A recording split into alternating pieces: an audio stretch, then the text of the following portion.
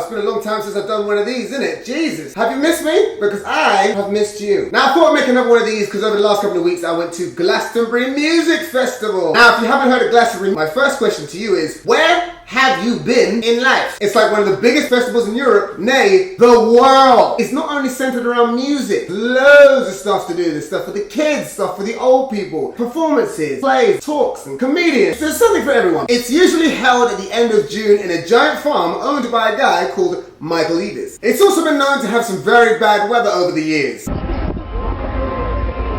Obviously now living in San Francisco, bad weather is not really a thing for me anymore, so when I went back, my mum was like, you need to buy yourself some wellies. And I was like, Mum, it's fine, I got boots, like how much could it have really rained there? It'll be fine. She's like, oh, don't be so stupid. Went out there and bought wellies. Wore them twice. Thanks, Mum. There's an invoice on its way to you right now. The reason I went to Glastonbury is because I was on the radio there. Glastonbury has its very own radio station that's only open for like 7 days of the year. It's called Worthy FM. Shout out to all my Worthy FM people. Yay, yay! I won a competition 2 years ago to be on the radio, and then they asked for me to come back this year. It's really good to see some of the old faces as well. Although if I hear one more conversation about being a vegan, I might just lose it. Now, because Glastonbury is held in a giant farm, it means that you have to camp. Now, I brought a 2-man tent because, you know, you never buy a 1-man tent if it's just you by yourself. If it's 2 people, you never buy a 2-man tent. You go up in doubles depending on how many people are in your tent. This is just basic tentology. They were like, make sure you bring a small tent because there's not going to be a huge amount of space in the compound. I turn up there's people in friggin' camper vans. There's me with my 2-man tent. It was so small, it was like this high off the ground. Could barely even sit up in it. I had to get dressed like this. Yeah. So the show that I was chosen for was the 6 a.m. breakfast show, which is one of the most important shows of the day, but also at 6 a.m. I did have a co-host, however, who I met for the first time then, and she was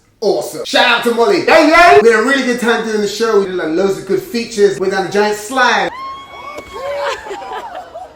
We went to a wedding, went on a giant Glastonbury 5K run at the Thursday morning as it started and interviewed the guy while running. There was also a guy running with a baby in a buggy. What I was really hoping to get from Molly though is that she would be a very quiet, nice, innocent person who went to sleep very early, wake up in the morning and wake me up in the morning and be very responsible. But it turns out she was just as wild as I am. There would be times it would be like 3 o'clock in the morning and I was like, damn, I think I should go home. And I sent her a text, be like, yo, you still out? And she'd be like, yeah, damn, we should probably go home. So we'd meet up and then go home. That's so cute. And they get like 2 hours sleep and then, just have a devastatingly early morning. The show was really good though, even though on the last night we got like an hour's sleep each. The show still bangs, you just couldn't tell. Great co-host. Hilariously though, her and her friends decided to put one of their mates' numbers on a giant flag that they were carrying around. It said send nudes, and then he had his phone number on it, and so he was getting like hundreds of dick pics. Just dicks. Fucking hilarious. But I swear to God, if any of you motherfuckers ever did that to me, one of us would have to die. While I wasn't working on the radio though, I got to see some amazing performances. I saw Stormzy, who was inspirational to say the least. He was the first ever grime artist to headline the Pyramid stage, which is the biggest stage in the whole of the festival. And he just did an amazing set and you could tell how much it meant to him. At one point I even saw a tear roll out of his eye. So the streets with Mike Skinner talking all sorts of bollocks. He was saying things like, I want you all to treat me like your baby. I want to touch each and every one of you individually. And we're like,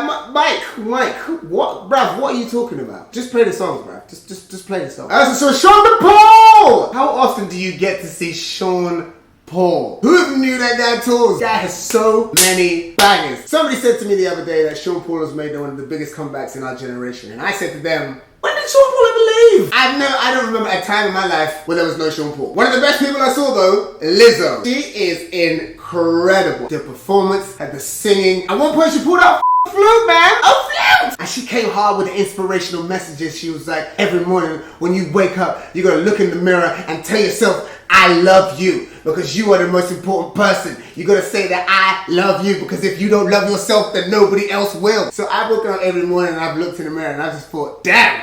I do not look good right now. It's not really working for me, I'm not gonna lie. It's not as easy as Lizzo makes it sound. It's every morning I'm just like, oh God, is that sleep? Ooh. Not everyone was good though. I saw Slow Tie, terrible. He was kind of funny in the beginning. For some reason he decided to strip off naked or down to his boxers. He was complaining about how hot the ground was, and then someone had to run out and give him socks, which was mildly entertaining, but a lot of it, he was just talking a lot of rubbish. But not like in an endearing way like Mike Skinner. He was talking fraff. And he kept like wheeling up the tunes and being like, alright, we need to make a mosh pit. I was like, bro, can we just get on with this? Redlining the speakers out. Damn. Am I old now? Is this why I don't like this? Also, somebody else giving you their socks like that? That's how you get athlete's foot. So I left. Because Glastonbury is so huge, I ended up walking over 75 miles over that 8-day period. And that's not even including the first 2 days. I was mad jet lagged. I was like falling asleep in chairs and whatnot. And that's because 2 days before that, I spent 36 wild hours in Berlin